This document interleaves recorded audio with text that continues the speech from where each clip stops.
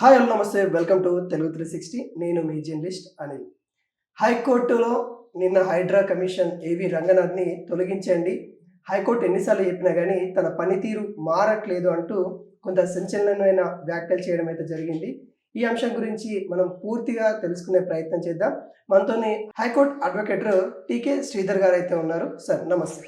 నమస్కారం సార్, నిన్న హైకోర్టులో జరిగిన వాదనని ఎలా చూడవచ్చు మనం? ముందుగా హైడ్రా అనే హెడ్ అంటే హైడ్రా అంటే Hyderabad disaster response assets management agency అని 2024లో జూలై 24 లోపల 4-5 యాక్ట్స్ని సమీకరణలో నుంచి కొన్ని ప్రొవిజన్స్ అంటే greater Hyderabad municipality act, irrigation యాక్ట్లో ఉన్న ప్రొవిజన్స్, అలాగే దాన్ని సూపర్వైజ్ చేయాల్సిన ప్రొవిజన్స్ అంటే 4-5 చట్టాల్లో నుంచి ఉన్న పవర్స్ తీసుకొని ఒక గవర్నమెంట్ ఆర్డర్ ద్వారా అది ఒక ఎగ్జిస్టెన్స్లోకి వచ్చింది.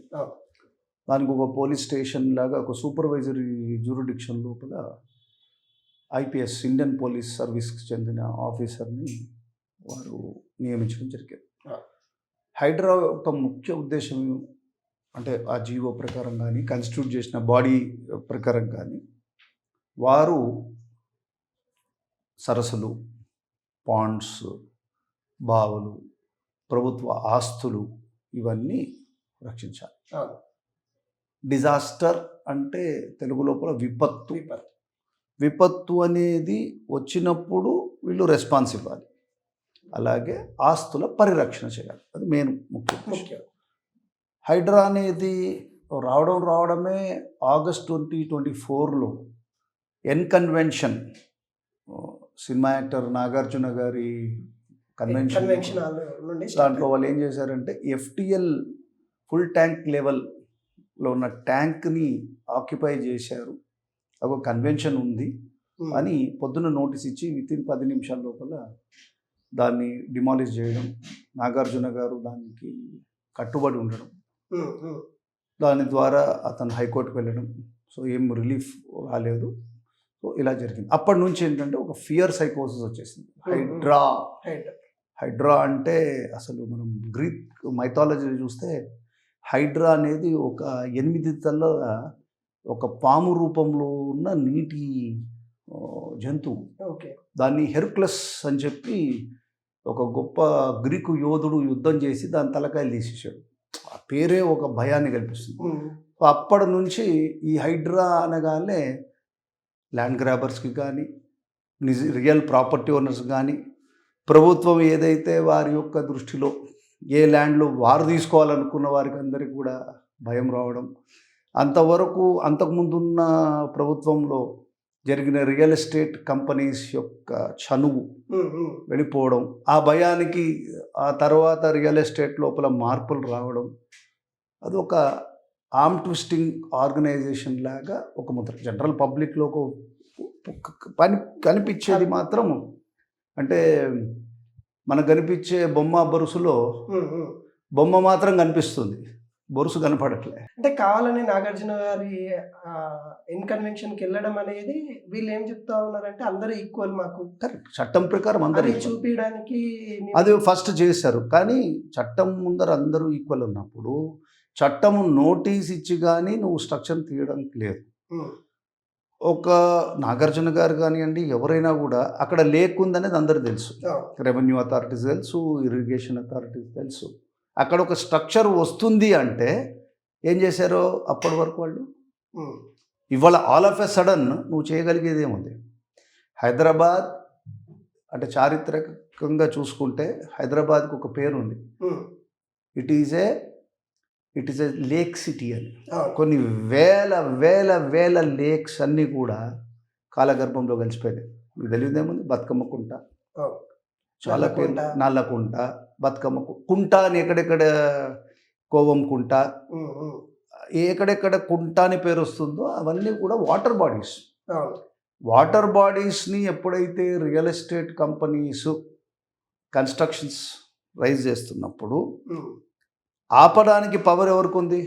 ప్రభుత్వం, మున్సిపాలిటీకి ఉంది. ఇప్పుడు మీకేమో జీపీఎస్ సిస్టమ్ వచ్చింది, అక్కడ వరకు కొంట ఉంటుంది, తర్వాత పెద్ద అపార్ట్మెంట్స్ వస్తున్నాయి, అంటే ఎవరు ఫెయిలియర్ అది? ఎప్పటి నుంచి జరుగుతుంది? సో ఫస్ట్ అది లొకేట్ చేయాలి. ఆ తర్వాత హైడ్రా ఏమేమి పనులు చేసిందో మనం చూడాలి. హైడ్రా వారు వచ్చాక దగ్గర దగ్గర 675 కేసెస్ హైడ్రా మీద 75 కేసెస్ హైడ్రా హైకోర్టులో ఫైల్ చేయడం జరిగింది. Okay. HYDRAA protection of lakes చేయడం తప్పలేదు, ఓకే, కరెక్ట్, చేయాల్సిందే. ఇప్పుడున్న ఈ లేక్స్ కూడా పోయినాక ఇంకా అసలు భావితరాలకి వారికి నీరు ఎలా పుడుతుందో కూడా మనకు అర్థం కావట్లేదు. గుడ్. కానీ అది మేమేదో చేస్తున్నామనే అదును తీసుకొని ప్రభుత్వ ఆస్తులు రక్షిస్తామని చెప్పి ప్రైవేట్ వ్యక్తిగత ఆస్తులన్నీ కూడా మనం మన ఖాతాలో వేసేసుకొని మనం వీఆర్ గ్రేట్ అని చెప్పి సినిమాల్లో డైలాగ్స్ ఉంటాయి చూడు, అలాంటి డైలాగ్స్ చెప్పకూడదు. అంటే ప్రైవేట్ వాటికి జోలికి వెళ్ళట్లేదు అని అంటారు, కానీ మరి హైకోర్టులో ఎందుకు కేసులు పడుతున్నాయి? ప్రభుత్వం మీద వేస్తుందా? రెండే ఇష్యూస్. అక్కడ ల్యాండ్ ఒకవేళ ఆక్యుపై కుంటలు ఎఫ్టీఎలు నష్టం అయ్యింది అంటే ఎప్పటి నుంచి జరుగుతుంది అనేది ఫస్ట్ నువ్వు ఫిక్స్ చేయాలి కదా. ఫిక్స్ చేసినాక నువ్వేం చేయాలి? అంటే గత ప్రభుత్వ నిర్లక్ష్యం వల్లనే ఇవన్నీ జరిగినాయి కాబట్టి అప్పుడు ఏం చేయాలి? నీకు తెలిసి ఇప్పుడు దొంగ సొమ్ము పోయింది, నీవు కంప్లైంట్ ఇచ్చావు, దొరికింది, అప్పుడు ఏం చేయాలి? నువ్వు మళ్ళీ పోకుండా కాపాడాలి. అంటే పోయిన దాన్ని ఇచ్చేయాలి కదా. నీ మెయిన్ పర్పస్ ఏంటి? నువ్వు ఏదైతే వెళ్ళిపోయిందో దాన్ని రెస్టోర్ చెయ్యి, దానికి ఏం యాక్షన్ చేసుకున్నావు. ఫర్ ఎగ్జాంపుల్ ఫాతిమా కాలేజ్ మీద ఇదే హైడ్రా వచ్చిన నాగార్జున గేమ్ తర్వాత, డిస్ట్రక్షన్ తర్వాత, డిమాలిషన్ తర్వాత ఫాతిమా కాలేజ్ని కూడా మేము చేస్తాం అవుతుంది, ఇది పెద్ద పెద్ద మాటలు మనం చూసాం. తర్వాత ఏమైంది? ఫాతిమా కాలేజ్కి సంబంధించిన వాళ్ళందరూ కూడా పార్టీ లాయల్టీ చేంజ్ అయినాక దాన్ని అసలు న్యూస్లో రావట్లే.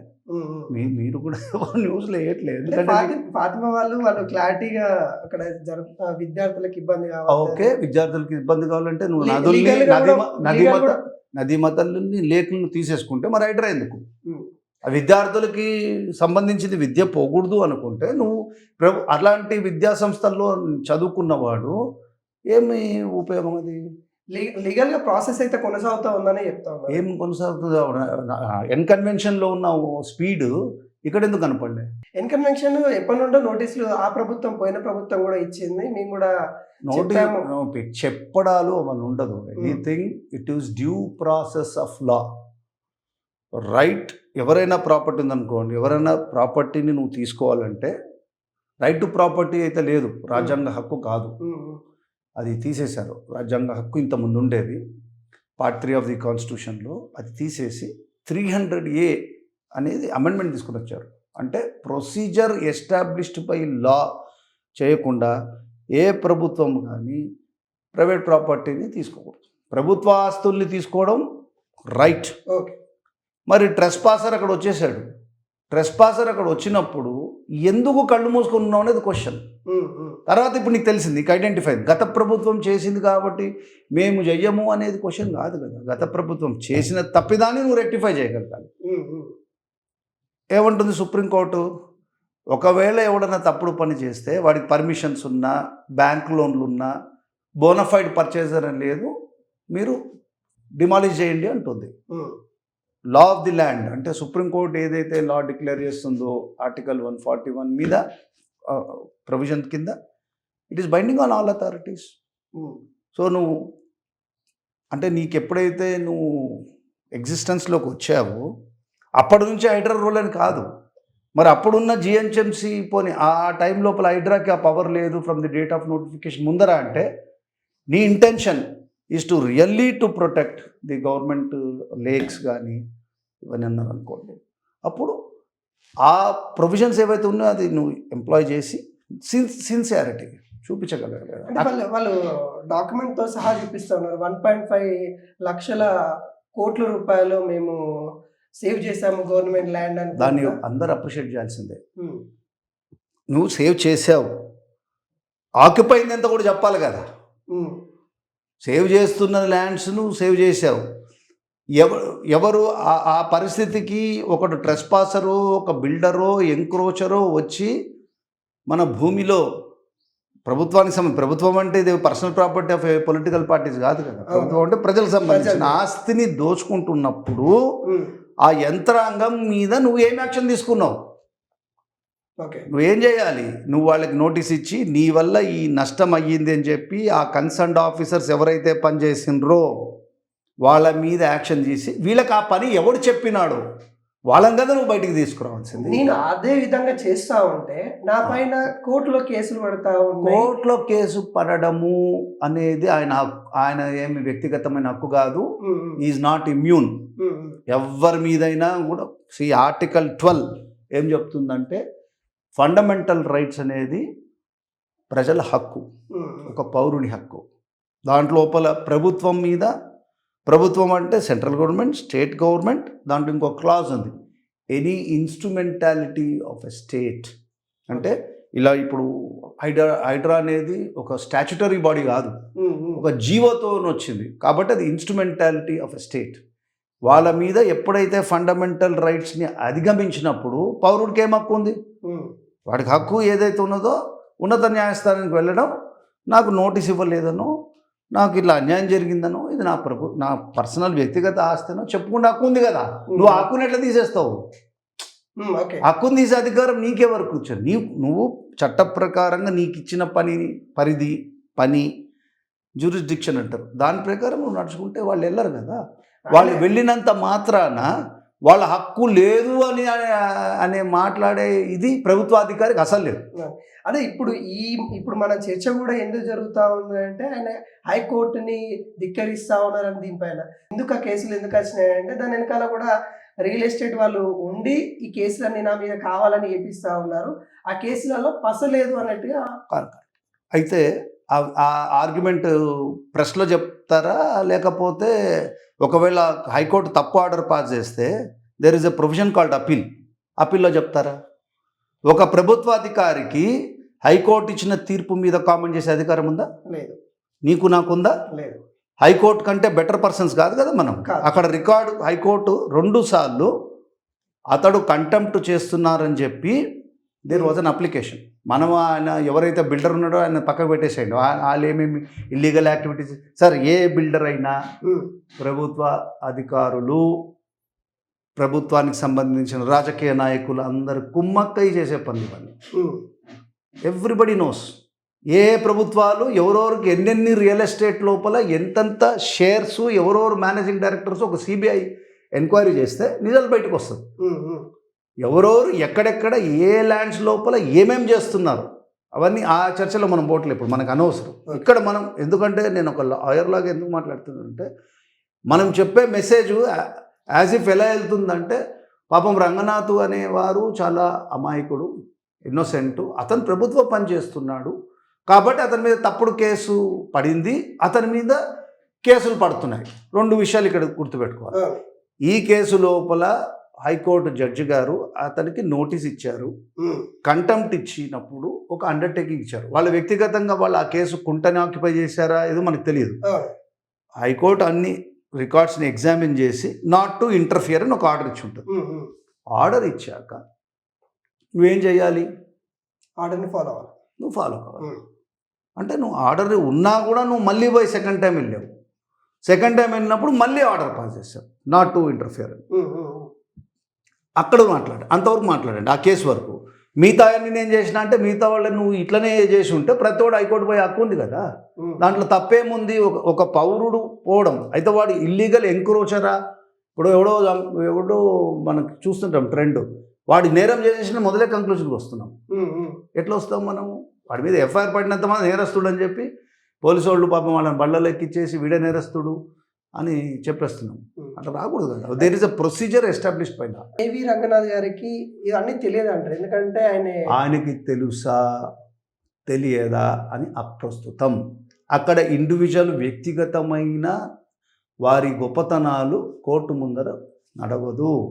ఎందుకంటే మన ప్రజాస్వామ్య దేశం, దీని లోపల చట్టాలు చేసే వాళ్ళని లెజిస్లేటరు, దాన్ని చేసేవాళ్ళు ఎగ్జిక్యూటివ్ ఆఫీసర్స్.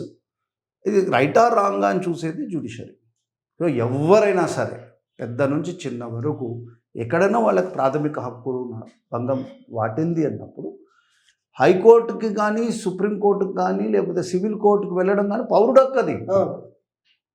అది ఆయన ఆయన కరెక్టా రాంగా అనేది ఎవరు చెప్పాలి? ఎక్కడ చెప్పాలి ఆయన బోనఫైడ్స్ కరెక్టా రాంగా అనేది? నువ్వు డాక్యుమెంటరీ ప్రూఫ్తోని నువ్వు ఇతను వీళ్ళు చేసిన కన్స్ట్రక్షన్ తప్పు, ఇది కుంట ఉండే అంటే జీపీఎస్ సిస్టంలో తెలిసిపోతుంది. తెలిసిపోతే అప్పుడు దట్ ఈస్ డిఫరెంట్. అది కన్విన్స్ చేయాలి కదా నువ్వు హైకోర్టుని. నువ్వు హైకోర్టుని కన్విన్స్ చేయకుండా హైకోర్టుకి 2 సార్లు చెప్పినా నువ్వు వినలేదంటే ఏ ఎక్స్ట్రీమ్కి వెళ్ళాల్సి వచ్చింది హైకోర్టు? అక్కడ ఉన్నది పోలీస్ ఆఫీసర్. అందుకని ఏమన్నాడు జడ్జి గారు ఏమన్నారు, మిలిటరీకి అప్పచెప్పి ఎవరైనా వస్తే వాళ్ళని లోపల వేయమన్నారు.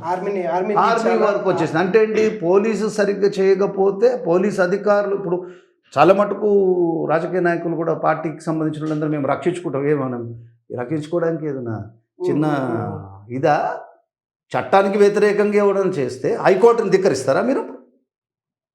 నువ్వు రక్షిస్తాను అంటే నీకు ఆ కేసులో చూడకుండా పూర్వాపరాలు తెలియకుండా నువ్వు పబ్లిక్ ప్లాట్ఫామ్లో వచ్చి ఎట్లా మాట్లాడుతున్నావు? అంటే వాళ్ళు ప్రధానంగా చెప్పేది ఏంటంటే ఏవి రంగనాథ్ గారు వచ్చిన కాంచెలు మంచి అయిపోయింది, ఏ మంచి మనం మంచి అయితే గవర్నమెంట్ వారిని అసెంబ్లీలోకి పిలిచి సన్మానం చేయమనండి, తప్పులేదు.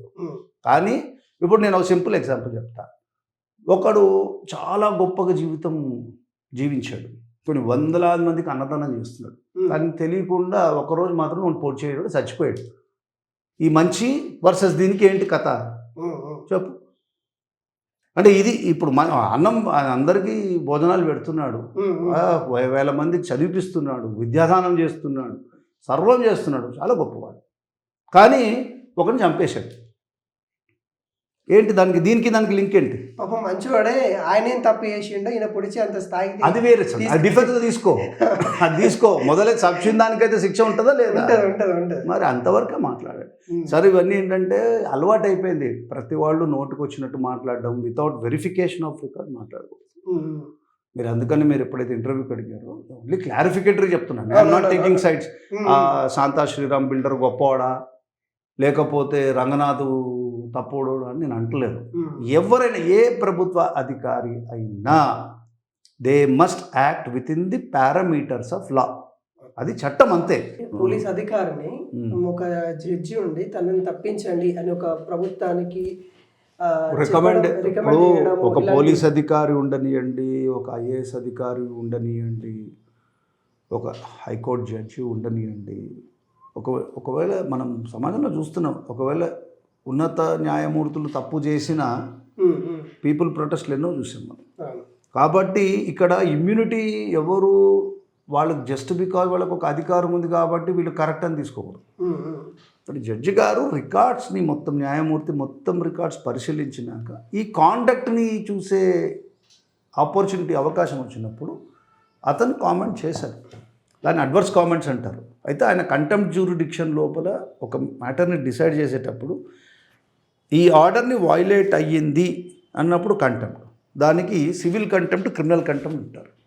సివిల్ కంటెంప్ట్ లోపల ఒక టైప్ ఆఫ్ శిక్ష, క్రిమినల్ కంటెంప్ట్ ఏంటంటే అడ్మినిస్ట్రేషన్ ఆఫ్ జస్టిస్ లోపల ఇంటర్ఫియర్ కావడం. అంటే ఒక లెక్కలేని తను, నువ్వు నాకు ఏం చేస్తావు అనే లెక్కలేదు. అయితే క్రిమినల్ కంటెంప్ట్ అనేది usually it will be tried by 2 judges. So ఈ సివిల్ కంటెంప్ట్ లోపల పనిష్మెంట్ చేసే అధికారము కంటెంప్ట్స్ ఆఫ్ కోర్ట్ యాక్ట్ ప్రకారం 1971 కోర్ట్ యాక్ట్ ప్రకారం హైకోర్టుకి ఉంది. కంటెంప్ట్ పనిష్మెంట్ చెయ్యాలి అంటే ఆల్రెడీ హైకోర్టు ముందర ఒక ఆర్డర్ ఉంది. ఆర్డర్ ఆపరేషన్లో ఉన్నప్పుడు ఎవరైతే దాన్ని వ్యతిరేకిస్తున్నారో ఒక ఆర్డర్ మీద వాళ్ళు ఏం చేయాలి, ఏం చేసి ఉండాలి? ఇతను హైడ్రా ఏం చేసి ఉండాలి? అప్పీల్కి వెళ్ళి ఆర్డర్ని సెటిసైడ్ చేయాలి. నువ్వు ఆర్డర్ని సెటిసైడ్ చేయకుండా నేను చేస్తాను అంటే ఏం మెసేజ్ పంపిస్తున్నావు? సో ఈ కేసులో రాజకీయ నాయకుల చేతుల్లో అధికారులు ఇబ్బంది పడుతున్నారని. ఈ కేసు ఏముంది, పాపం ప్రతి అధికారిని అడిగితే వాళ్ళు ఇప్పుడు ఏం చెప్తారంటే మేము ఏం చేయగలుగుతాము, పైనుంచి ఆర్డర్స్ వస్తున్నాయి, మేము చెయ్యాల్సిందే అంటున్నారు. ఇప్పుడు ట్రెండ్ రివర్స్ అయింది. ఇప్పుడు అధికారులు ఏం చేస్తున్నారంటే ఎవరు ఏమి చెప్పినా ఒక చిన్న నోట్ ఫైల్ ఇచ్చి ఒక చిన్న రిప్రజెంటేషన్ ఇస్తే కూడా మేము చెయ్యము, మాది మాకు సెటిల్ చేయాలనే స్టేజ్కి వచ్చేసింది. ఆ స్టేజ్కి వచ్చేసారు. ఇప్పుడు ఏంటంటే ఇది ఒక నెక్సస్ ఉంటుంది. ఇప్పుడు క్యాబినెట్ డెసిషన్స్ తీసుకోవాలి, పవర్ అంతా కూడా ఒకరో ఇద్దరు దగ్గరే నడుస్తుంది. పార్టీ హైకమాండ్ ఉంటుంది, అక్కడ ఉన్న పవర్ లోపల సాధారణంగా ఈ మధ్య ఏంటంటే వాళ్ళ రిలేటివ్సే కీ పొజిషన్స్ ఉంటారు, ఒకరు ఇద్దరు. మిగతా ఒక లాబీ ఆఫ్ ఐఏఎస్ ఆఫీసర్లు, కింద ఉన్న స్టాఫ్ వీళ్ళందరూ కూడా ఒక చీఫ్ సెక్రటరీ, ఒక ముగ్గురు principal secretary for revenue, irrigation, municipality ఏదైతే కీ పొజిషన్స్ ఉన్నాయో వాళ్ళే అధికారులు. వాళ్ళని మనము మంచితనంగానో ఫ్రెండ్లీగానో సెటిల్ చేసేసుకుంటే అదే డెసిషన్. అంటే ఒక ఎవరు కూడా క్వశ్చన్ చేయలేని డెసిషన్స్ అవే. అయితే ఇప్పుడు హైకోర్టు ఇప్పుడు సిఎస్కి కూడా చెప్పడం జరిగింది. అన్నీ జరిగినప్పటికీ కూడా ఇక్కడున్న నాయకులు కావచ్చు, ఇక్కడున్న అధికారులు కూడా ఖచ్చితంగా మేము కాపాడుకుంటాం, ఆయనే ఇప్పుడు హైకోర్టు ఏమతన్ని తీసేయమన్నదో ఏమిటో మనం ఆర్డర్ చూడకుండా చెప్పకూడదు. హైకోర్టుకి రికమెండ్ చేసే అధికారం ఉంది. ఒకరు తప్పు చేస్తున్నారు, రికమెండేషన్ కూడా వీళ్ళు పట్టించుకోకపోతే దాని కాన్సిక్వెన్స్ ఇప్పుడు ఎవరికి ఇచ్చి ఉంటాడు డైరెక్షన్? అతను మనకి చీఫ్ సెక్రటరీకి ఇచ్చి ఉంటాడు. చీఫ్ సెక్రటరీ పట్టించుకోకపోతే దాని కాన్సిక్వెన్స్ చూడండి ఏమవుతుందో. మేము మాట్లాడుతాం, అధికారులు రాజకీయ నాయకులు ఇద్దరు ఒకటే మాట ఎట్లా మాట్లాడతారు? రాజకీయ నాయకులు చెప్పింది అధికారులు చేయాలి, అధికారులు కూడా కోర్టుకి అట్లా మాట్లాడతారా? అలానే ఉంది కదా, ఇప్పుడు అలానే మాట్లాడండి. ప్రజల్లో వాళ్ళు ఏ అధికారి కూడా నాకు తెలిసి పేపర్లో కానీ ఎక్కడ ఇంటర్వ్యూలు ఇవ్వరు. అదంతా కూడా ఏంటంటే వాళ్ళు సైలెంట్గా అట్లా ఒక దైవాంశ సంభూతుల్లాగా వాళ్ళు అంతా కూడా ఇట్లా ఏదో మెడిటేషన్లో ఉండి వాళ్ళు చెప్తే, ఎప్పుడైతే ఎవరైనా చెప్పాల్సిన వాళ్ళు చెప్తే వాళ్ళు నిద్రలోకి వెళ్ళట్లా బయటకు లేచి సుషుప్తి స్థితి నుంచి బయటకు వచ్చి అప్పటికప్పుడు అట్లా చేసేసి మిగతా టైంలో అంతా కూడా ఒక మౌనవ్రతంలో ఉంటారు. ఓకే, ఇప్పుడు ఏవి రంగనాథ్ గారు కూడా ఆయన క్షమాపణలు కోరుతూ క్షమాపణ కూడా కోరడం జరిగింది. ఆ క్షమాపణ కూడా హైకోర్టు సంతృప్తిగా లేదు అనేటట్టుగా. క్షమాపణ అనేది మామూలు ముఖస్థుతి క్షమాపణ ఉంటుంది, హృదయంలో నుంచి వచ్చే క్షమాపణ ఉంటుంది. ఒక హైకోర్టు లోపల ఒక న్యాయమూర్తి ఆ క్షమాపణ ఎంత కరెక్టో రాంగో అసెస్ చేసుకోలేనంత అమాయకులు కాదు కదా. అందుకని రాజ్యాంగపరమైన అధికారంలో రాజ్యాంగం చేత అంటే అతను నియమింపబడిన ఒక హైకోర్టు న్యాయమూర్తికి ఉన్న నాలెడ్జ్ కంపేర్ చేస్తే మనకున్న పరిధిలో ఉన్న వాళ్ళ నాలెడ్జ్కి తేడా ఉంటుందా లేదా? ఇప్పుడు నేను హైకోర్టు జడ్జి కాదు కదా, ఆయన దగ్గర ఫైల్ ఉంది. ఆ ఫైల్ని చూసి ఏ దృష్టిలో చూస్తారు? ఆయన రంగనాథ్ మంచోడా లేకపోతే ఇంకోరు కరెక్టా రాంగా అని చూడరు. ఈ యొక్క నా ముందరున్న కేసులో వాస్తవాలు ఏంటి, ఫ్యాక్ట్స్ ఏంటి, లా ఉందా లేదా, ఇది ఏమన్నా చట్టపరమైన ఉల్లంఘన జరిగిందా, రాజ్యాంగపరమైన ఉల్లంఘన జరిగిందా? ఉల్లంఘన జరిగితే ఆర్డర్ని సెటిస్ఫై చేస్తారు. ఉల్లంఘన జరిగింది అని తెలిసినాక మళ్ళీ నువ్వు ఉల్లంఘన చేసావు అనుకో, అప్పుడు ఏం చేయాలి అంటే హైకోర్టు అందరు వీళ్ళ గొప్పతనాలు చూసుకుంటూ చేతులు ఇలా కట్టుకుని ఉండాలా? అది అందుక రాజ్యాంగంలో హైకోర్టు యొక్క పాత్ర. హైకోర్టు అట్లా ఉండనక్కర్లేదే. కాబట్టి జనరల్గా మాట్లాడచ్చు అవన్నీ. ఇప్పుడు వాళ్ళు చేస్తారు, పోనీ ఇప్పుడు ఎవరెవరైతే ఇంటర్వ్యూలు చేస్తారు అంటున్నావు కదా రాజకీయ, వాళ్ళని ఒక అఫిడవిట్ వేయమనండి, దాన్ని కాన్సిక్వెన్స్ చూస్తారు వాళ్ళు. కాన్సిక్వెన్స్ ఇప్పుడు డిఫెండ్ చేయడానికి నేను ఇందాక చెప్పా, 1000 మందికి భోజనం పెట్టాడు, విద్యాదానం చేశాడు, కానీ ఒక్క మర్డర్ చేశాడు. రెండు వేరు.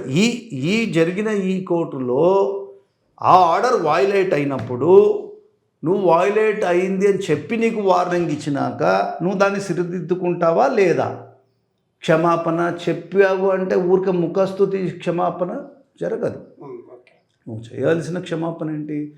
హృదయపూర్వకం చేయాలి. ఒకసారి ఆర్డర్ వచ్చినాక సెకండ్ కంటెంప్ట్ పడినాక కూడా నువ్వు రియలైజ్ కావట్లేదు. మేబీ నీ ఇంటెన్షన్ చాలా కరెక్ట్ ఉండొచ్చు.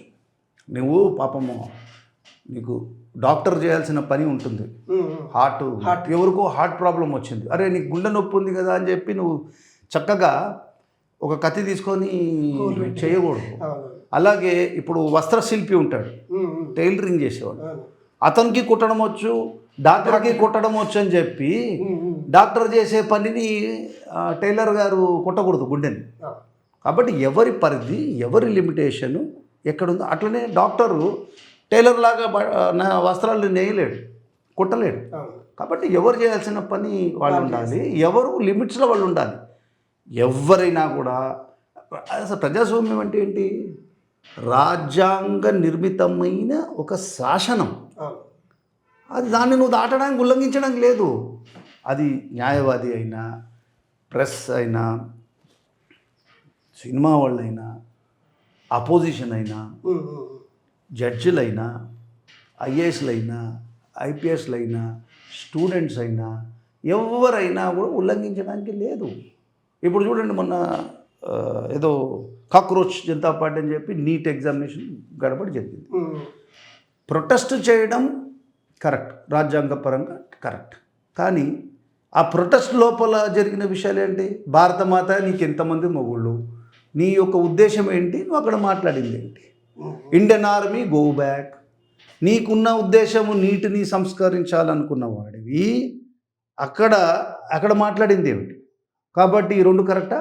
ఏదైతే ఈ సంబంధించిన ఈ విషయంలో మనకి ఏం నేర్చుకోవాలంటే, ఒక అధికారిగా కావచ్చు, ఒక ఏదైతే ఒక సంస్థగా కావచ్చు, హైడ్రా సంస్థ అయినా ఇంకా సో సంస్థలు కూడా మన కాడ ఉన్నాయి. వాళ్ళు కూడా ఇలాంటి సంబంధించిన ఇబ్బందులు ఎదుర్కొంటా ఉన్నారు. సో వాళ్ళకి లీగల్గా కొన్ని ప్రొసీడ్ తెలియకపోవచ్చు. వీటి వల్ల ఎలాంటి జాగ్రత్తలు తీసుకుంటే బాగుంటుంది అంటే? మొదటిది, ignorance of law is no excuse. Okay. First తెలియదు కానీ నేను అధికారం నడిపిస్తానంటే రెండో తప్పు. మూడోది, ఈ లెసన్లో నుంచి నేర్చుకోవాల్సిందంటే, ప్రజలు జాగ్రత్తగా ఉండి విషయాలని పరిశీలించి అత్యంత జాగ్రత్తగా ఉండే బాధ్యత. ఇప్పుడు చాలా విషయాల్లో చాలామంది ఎన్నో ఉద్యమాలు చేస్తున్నారు. ఒక లేక్ని అంటే ఒక నీటి ఆధారాన్ని కాపాడుకునేటప్పుడు వాళ్ళు కడతా ఉంటే మనమేమనుకుంటారు, జనరల్ ప్రజలు ఏమనుకుంటారు, బా ఈయన ఎంత గొప్పగా లా వైలేట్ చేశాడు, 1000 కోట్లు సంపాదించేశాడు, హ్యాపీగా ఉన్నాడు అనే భావనలోకి వెళ్ళి బయటికి రావాలి. ఓకే. ఒక తప్పు జరిగినప్పుడు విజిలెన్స్లో ఉండాలి. ప్రతివాడు కూడా, పౌరుడు ఎవడైనా కూడా పౌరుడు అది నేర్చుకోవాలి. అది ఇది అన్యాయం జరుగుతుందని. ఇప్పుడు సివిల్ సొసైటీస్ అన్నీ కూడా చాలా మటుకు ఏదో ఒక రాజకీయ ఉద్యమంలో ఉన్నాయే కానీ నిజమైన పౌరుల గురించి ఆలోచించే వ్యవస్థలు తగ్గినాయి. ఇప్పుడు మీరు ఎవరైనా ఛానల్స్ కానీ correct information, sympathy and don't take sides. వీళ్ళు కరెక్ట్, తప్పు జరిగితే తప్పు అని చెప్పండి. తప్పు జరగలేదు 100% సింపతి అండి. ఒక ఆర్డర్ వచ్చినప్పుడు ఆర్డర్ని ఇంప్లిమెంట్ చేయాల్సిన బాధ్యత అధికారులు. ఫస్ట్ ఆ పరిస్థితి రాకూడదు. ఇప్పుడు లేక్స్ను కాపాడుతా అన్నావు, ఆ పరిస్థితికి వచ్చిందంటే కమాన్ ఒక వైట్ పేపర్ ఏ ప్రభుత్వం వల్ల ఏమేమి భూములు పోయినాయి, ఎవడు ఆ బిల్డరు, వాళ్ళకి ఆ ఉన్న రాజకీయ నాయకుల సంబంధం ఏంటి, ఇప్పుడు జరుగుతున్న కన్స్ట్రక్షన్స్ ఎవరిది, ఎవరెవరు దాంట్లో ఉన్నారని reporting. If you are really honest, అది ఆ హానెస్టీ ఉందా లేదని ప్రజలు చూడాలి. నెక్స్ట్ అసెంబ్లీ సెషన్ ఇప్పుడు వస్తుంది కదా, అసెంబ్లీ సెషన్ లోపల ఇన్ని భూములు ఈ ప్రభుత్వాలు ఈ విధంగా ల్యాండ్ రికార్డ్స్ని ఎలా ధ్వంసం చేశారు, ఎలా ఇరిగేషన్ రికార్డ్స్కి ధ్వంసం చేశారు, ఎలా రియల్ ఎస్టేట్ ప్రాజెక్టులు వేశారు, దాంట్లో ఎన్ని వేల కోట్లు వాళ్ళు బెనిఫిషియరీ అయ్యారు, వీళ్ళ డబ్బులు ఎక్కడెక్కడ దాచుకొని ఉంది, white paper to the government ఇచ్చేసి నువ్వు హైదరాబాద్ని స్కెచింగ్ చేయి, మ్యాపింగ్ చేయి, జీపీఎస్లో చేస్తే ఏ ల్యాండ్ ఎక్కడ ఉందనేది క్లియర్గా తెలిసిపోతుంది. పెద్ద ఖర్చు కూడా ఏం లేదు, ఈవెన్ డిజిటల్ సర్వేయింగ్ లోపల జరిగిపోతుంది. సో అప్పుడుది ఇప్పుడు కంపేర్ చేయండి. ఇప్పుడు మూసీ క్లియరెన్స్ అంటున్నారు. మూసీ ఒక జీవనది, ఆ జీవనది ఏమైంది, గంగా ఏమైంది, యమున ఏమైంది? ఇట్లా ఇదే యాటిట్యూడ్లు ఉంటే రేపొద్దున్న రాజస్థాన్ ఎడారుల్లాగా అందరి జీవితానికి నీరు గాలి దొరకకుండా మళ్ళీ ప్రకృతి రాగానే ప్రతి ఒడు వర్షం పడుతుంది హైదరాబాద్లో సడన్గా, ప్రకృతి వైపరీత్యం ఏంటి? నువ్వు చేసుకుంటున్నావు, మనుషులు చేసుకుంటున్న పని, అది మార్పు రావాలని నేను కోరుకుంటున్నాను. Okay, thank you so much. So చూసారు అండి, చట్టం ముందు అందరూ ఒకరే, ఎవరైనా కానీ సమానమే. కోర్టు యొక్క ఏవైతే ఆర్డర్స్ని ధిక్కరిస్తే ప్రతి ఒక్కరు కూడా వాటికి కోర్టు సంబంధించిన సవాళ్ళు ఎదుర్కోవాల్సిందే. అందులో ఎవరున్నారు, అక్కడ ఐపీఎస్ ఉన్నారా, ఐఏఎస్ ఉన్నారా, సో ఏ వ్యక్తి ఉన్నా కానీ వాళ్ళకి అందరూ సమానంగానే చూస్తూ ఉంది. అందులో భాగంగానే కోర్టు నిన్న వ్యాఖ్యలు చేయాల్సిన పరిస్థితి ఏర్పడినట్టుగా తెలుస్తూ ఉంది. ఇదే విధంగా ప్రజలు కూడా మన వంతుగా మనం అప్రమత్తంగా ఏది లా పరిధిలోకి వస్తుంది, ఏ అధికారైనా కానీ ధిక్కరిస్తూ ఉన్నారా, దానిపైన మనం ఏం చేయాలి, లీగల్గా ఎట్లాంటి ప్రొసీడ్ చేసుకోవాలనేది కూడా ఇంకా మరింత అవగాహన తెచ్చుకోవాలని కూడా కోరుకుంటా ఉన్నాము. Thank you so much.